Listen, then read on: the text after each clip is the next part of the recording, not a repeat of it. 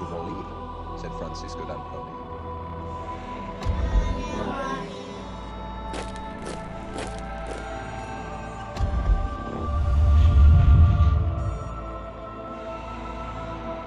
Our training, we know you.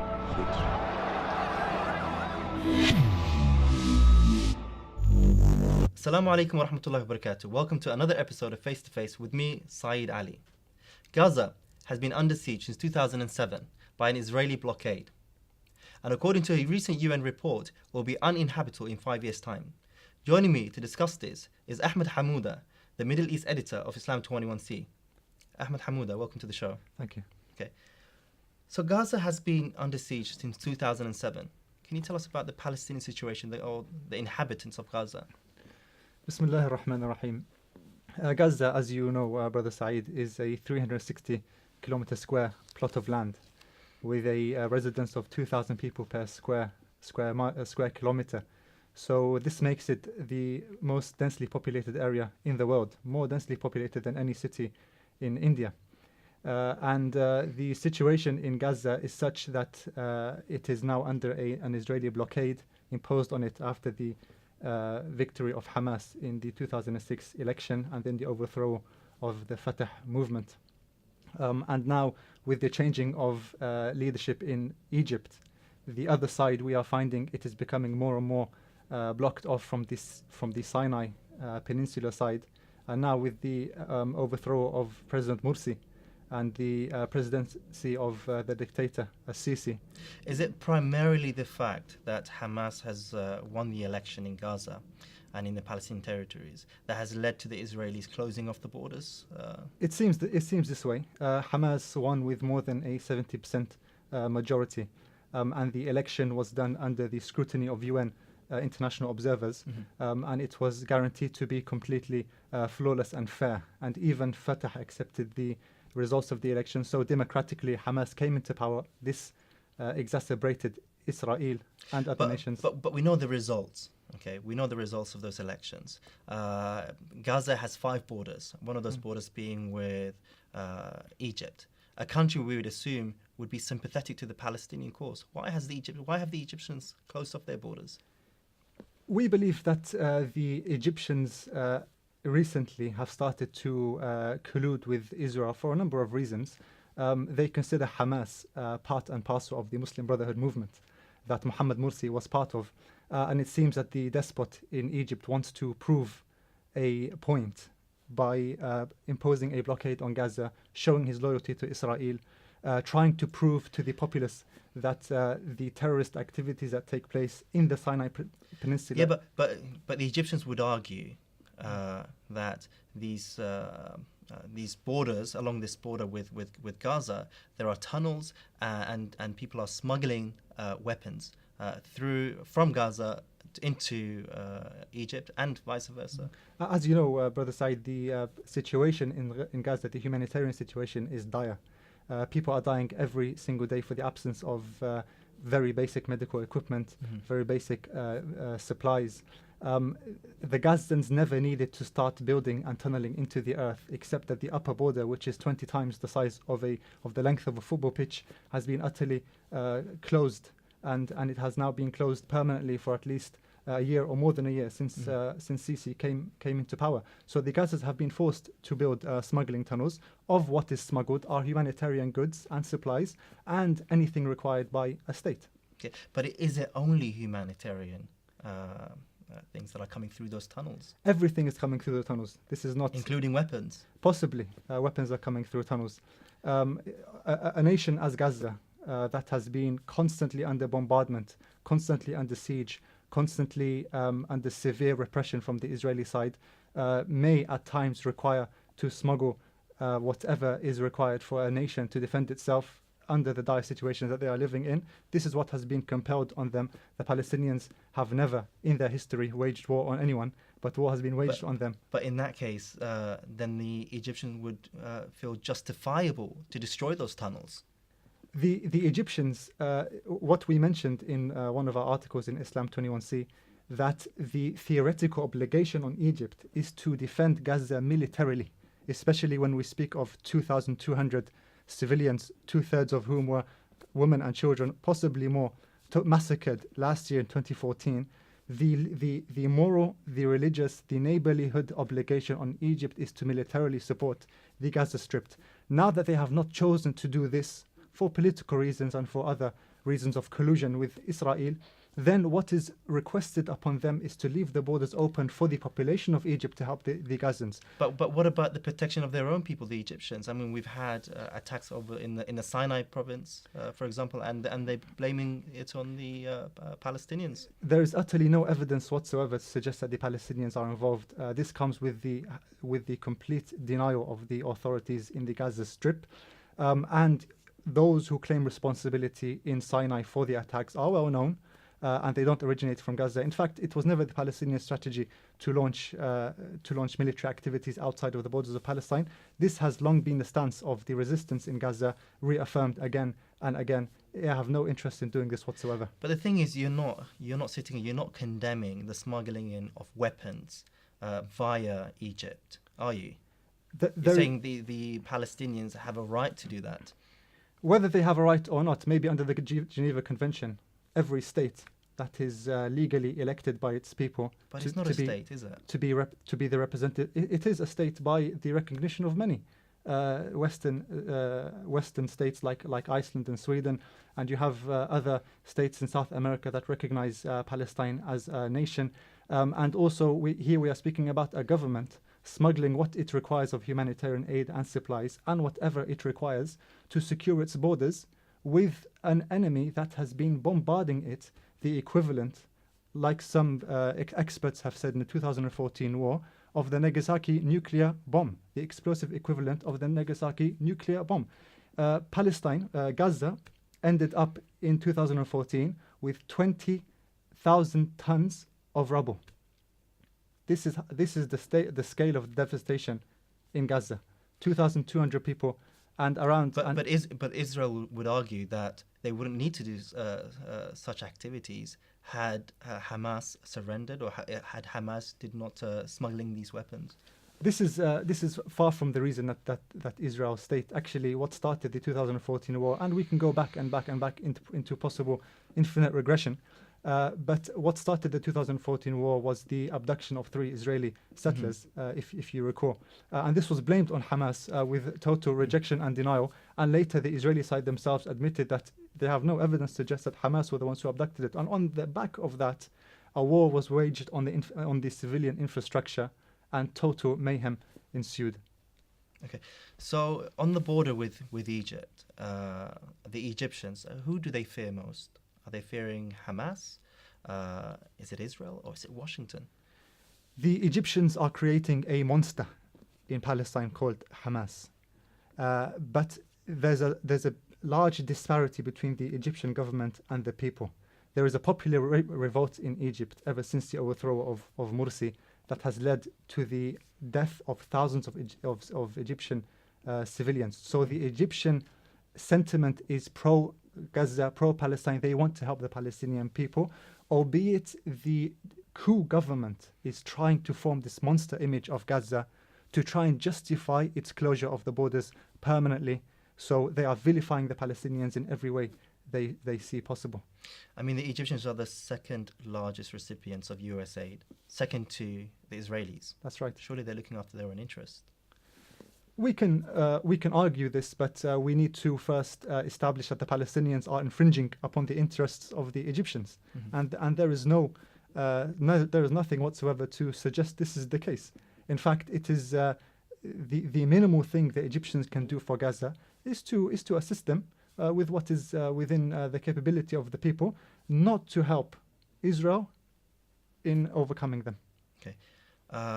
The situation in Gaza is unbearable. We all see it on our screens. You're a Palestinian, you know the situation there. Has Hamas failed the Gazans?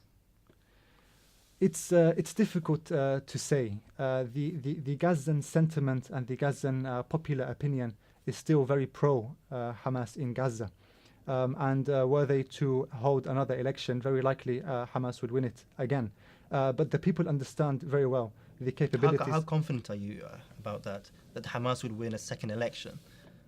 I'm confident this is the case if the elections were held fairly, because there is nothing there is totally no support in Palestinian spheres for the other government, the alternative, which is Fatah, for its unlimited collusion with Israel and with other forces to overcome the. But the how can you Palestinian blame resistance. Fatah for what is happening in Gaza? Fatah have long supported the siege imposed on Gaza. They're doing this for their own political interests. Fatah, at one point, they used to control the Strip, and they used to subjugate many of the resistance movements and many of the people of Gaza to severe harm. And then when the elections were held and Hamas won, there was an attempt at a military coup by some Fatah movements led by Muhammad Dahlan. And this quickly emerged to the authorities, and they were removed from the Gaza Strip. But going back to your previous point, people understand the capabilities of the government, the fact that they are not being supported by anyone. And there are many officials in Gaza, many people who work in hospitals, and many people who work in public institutions who are not receiving their monthly wage, and often they have to wait 2, 3, or 4 months before they even receive. But who will they blame? The people of Gaza? Will they blame the Israelis? Will they blame Fatah? Will they blame the Egyptians? Or in fact, Hamas? I think it's a combination of all of the external forces imposed on Gaza. The latest of which is Egypt. I mean, it is very easy to deal with an enemy who is known as an enemy. But when you have a neighbor who shares your religion, who shares your language, who shares your heritage and supposedly your cause, and they have in the past, the Egyptians really sacrificed a lot for the Palestinian cause, building an iron wall underneath the earth between Gaza, trying to stop the smuggling tunnels, and now channeling the Mediterranean Sea into the tunnels between Gaza and Egypt in order to drown them, increasing the salinity levels in the Gazan water, and as you mentioned, making it become uninhabitable in the next few years. This is treachery beyond borders, like the article title. In your article, you say that you've been portrayed, the Palestinian cause has been portrayed by your closest allies, whether it's Egypt or Fatah, for example. Do the Palestinians have any other friends? When we speak about the betrayal of countries, we're generally speaking about the governments, the incumbent governments of the times. But governments come and go, and people are here to remain. And we see from the objective people of the world incredible support for the Palestinian cause, stemming from the United Kingdom, the continual aid routes that take place from London into Gaza. This is something that we are very proud of, very honored by. Likewise, the flotilla that came out from Turkey and the Turkish government and its unbounded support for the Palestinians and the Palestinian cause, and the Qatari government, among other governments of the world. But really, why our focus is on Egypt? Because Egypt is the back of Palestine. It is the neighbor of Palestine. We see from history that Nur ad-Din az-Zinki, the great formidable warrior, he dispatched Asad ad-Din Shirko, who is the uncle of Salah ad-Din, no less than 3 times to Egypt in order to liberate it from the Crusaders, before even thinking about liberating Jerusalem. And when Salah ad-Din al-Ayyubi was the vizier of Egypt, he got preoccupied with fighting against Raynaud in Al-Karak. And at that same time, his brother, Al-Adil, was preparing the army that defeated the Crusaders in Hittin in Egypt. So that's why our jealousy is on Egypt, because of its historical role.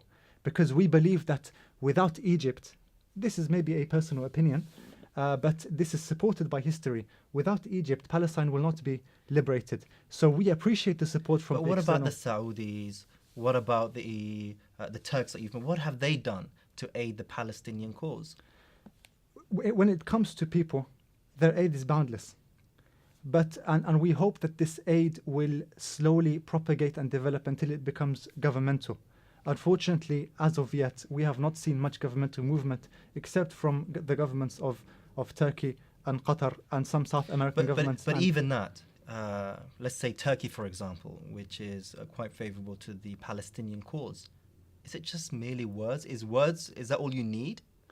Sometimes, yes, because Israel, when it sees that its diplomatic support is fading away, not least for its concurrent massacres, then it starts to think twice and three times before it wages another campaign against the Gazan people. Public sentiment and public awareness is something very important for the Palestinian cause. The boycott movement is essential. Boycott, academic boycott, the financial boycott, everything within one's capacity. Writing, articulating yourself against Israel, against this oppression that has been going on now for almost 70 years, until we can collectively bring a close to this occupation. Boycotting Israel, how will that affect this giant of Israel? It's the public sentiment. At the end of the day, the people at the forefront are the Palestinians. They need incredible support from their backs to stay resilient. We mentioned in the article the hadith of the Prophet sallallahu alaihi wasallam, لا تزال طائفة من أمتي ظاهرين على الحق قاهرين لعدوهم, until the end of the hadith. There will always be a nation from my ummah upon the truth, overcoming their enemies, not harmed by those who go against them, and not harmed by those who let them down. So there will be a group who let you down. And who lets you down except the person who shares your creed, shares your cause?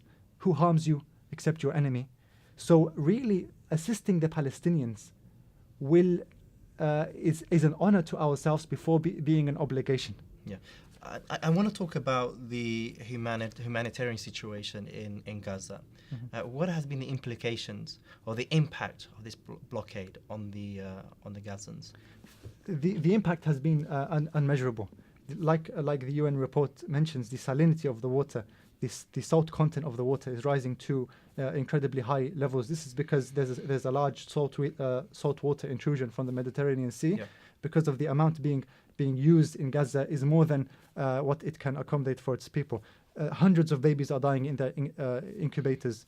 Hundreds of patients are not finding dialysis machines to clean their bodies.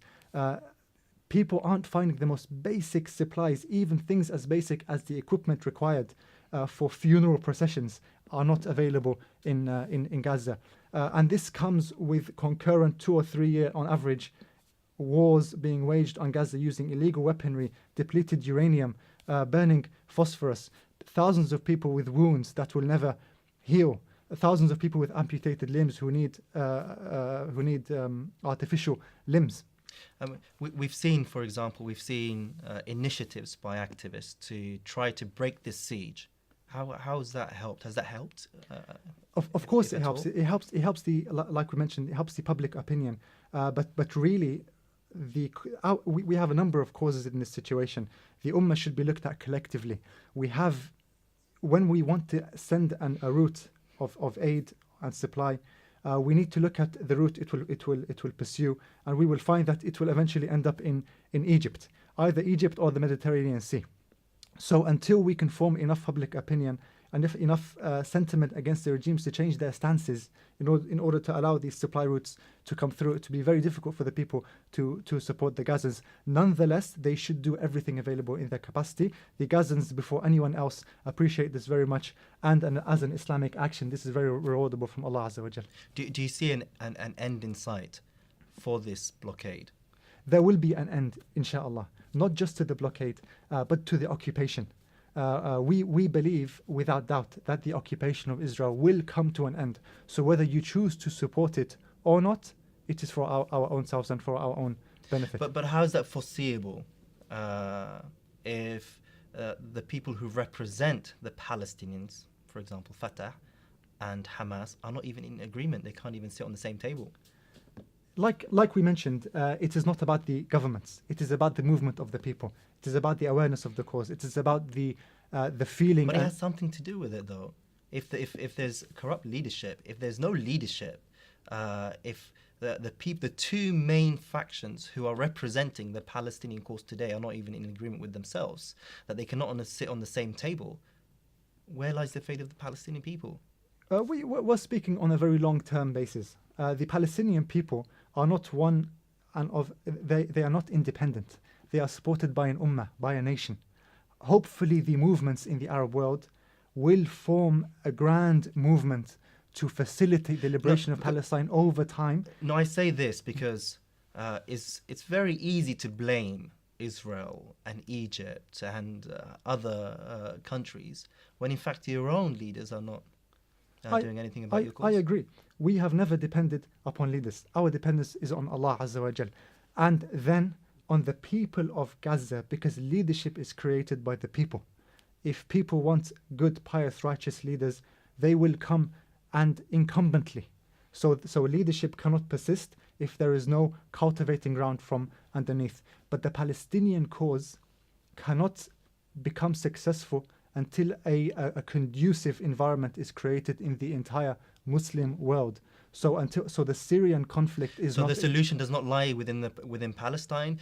For instance, in your article, you're saying Fatah is backstabbing Fatah is backstabbing Hamas. They're lobbying for the closure of the borders with Egypt. So the solution does not lie within Palestine. Part of the solution lies within Palestine. Part of the solution lies within the Palestinians willing to sacrifice for their cause. But the grander solution lies in the Ummah, in the entire nation. Salah ad-Din al-Ayyubi was a Kurd. So part of the solution lies in Kurdistan. Part of it lies in Iraq. Part of it lies in Syria and the Syrian conflict. Other parts lie in Asham, in the entire Levant Peninsula, including Jordan and Syria and Palestine and Lebanon. So it is a multifaceted problem. Nobody should see it as a Palestinian issue. It is an issue affecting every single Muslim in the world. It is Masjid al-Aqsa. It is the third masjid in Islam and the first Qibla. It should be part and parcel of our aqeedah within our hearts, something that is inseparable. Our love for Mecca and Medina should be accompanied with our love for Masjid al-Aqsa. When there is this international sentiment amongst the Muslims, then inshallah Palestine will be liberated. One of the things that Nuruddin al-Zinki, he did, the great revivalist, was he introduced Al-Aqsa and Palestine into the curriculum of the universities and the schools and in Damascus and in other areas. But you mentioned Sham, you mentioned Syria. Syria is facing its own problems right now. So how could there be a solution in Syria? Syria is going through a transitional stage. Mm-hmm. We hope that inshallah the forces of true and representative Islam, who can form an environment that can include all of the different faces of the Syrian people, will inshallah come out victorious, and like Nuruddin from Damascus will lead this campaign inshallah into Palestine, into Jerusalem, and liberate it from the oppressors once and for all, and form a Palestine that is peaceful, that is loving to all people, and inshallah that can accommodate all the people that it did, like it did once. So the liberated Palestine that you see does not involve Israel? It may involve Israelis, it may involve different types of people, different religions, different nationalities. Palestine was never only for the Palestinian people. There has never been a Palestinian state in the past at all. Palestine has always belonged to all nations. What we want is a leading authority in Palestine that can tolerate all sectors of society, that can ensure peace and that can allow the Muslims and all of the other faiths to practice what they require to practice in the Holy Land of Palestine. This never occurred in history except when the Muslims, they ruled Palestine in the time of Umar radiallahu anhu, leading on to the time of Nuruddin, then Salah ad-Din, leading on to the Mamluks, leading on to the Uthmanis, and then when it went into the hands of the Israelis, we see that all of this has been obliterated. What would, in your opinion, a liberated Palestine look like? A liberated Palestine will look like it did when Umar radiallahu anhu, he entered it, when he dispatched him, Abu Ubaidah ibn al-Jarrah, and they formed a peace agreement with the Christians, and he guaranteed their security and their protection. And then Umar radiallahu anhu, he entered Palestine, and the Muslims, they ruled the Holy Land by the acceptance of the Christians and the other faiths in the land. Everybody lived peacefully. Everybody lived in harmony. And then later, in the time of Harun al-Rashid, it became a center for education, a center for development. Jazakallah khair, Ahmed Hamouda. Thank you very much for joining us on this episode. It's been a very interesting discussion on what is a very important subject matter. And to you, dear viewers, thank you very much also for joining us on this latest episode of Face to Face. You can join the discussion by visiting our website and read the article by Ahmed Hamouda. Until next time, Assalamu alaikum wa rahmatullahi wa barakatuh.